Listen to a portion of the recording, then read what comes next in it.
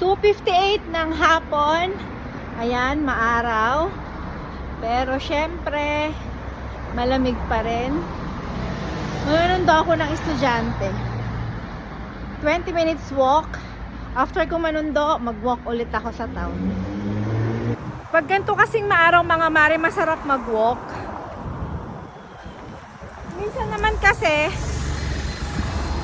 maaraw pero mahangin, malamig. Ngayon, maaraw, hindi siya ganun kalamig.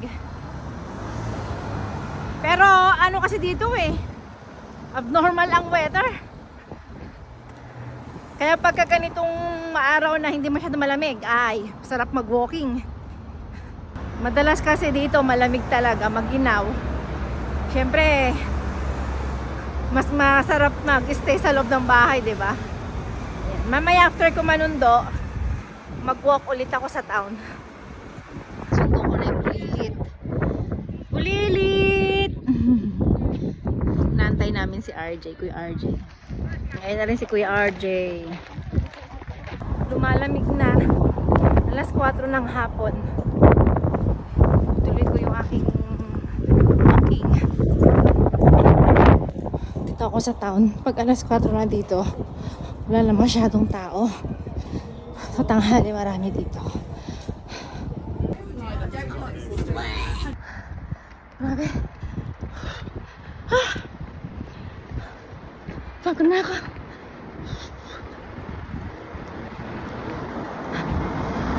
Nakakaano siguro na ako, nakaka 6,000 steps na. Hindi ko alam kung saan na ako.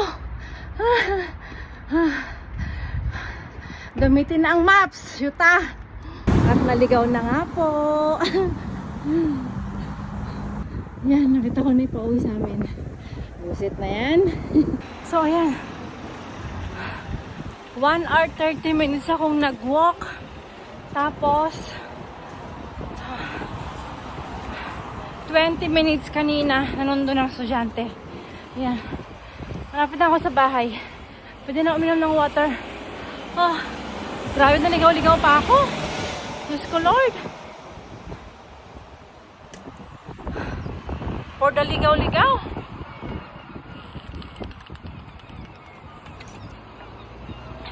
Ngayon lang ako inom ng tubig. Kasi, hindi ako uminom ng tubig during walking. Dahil, maihi ako.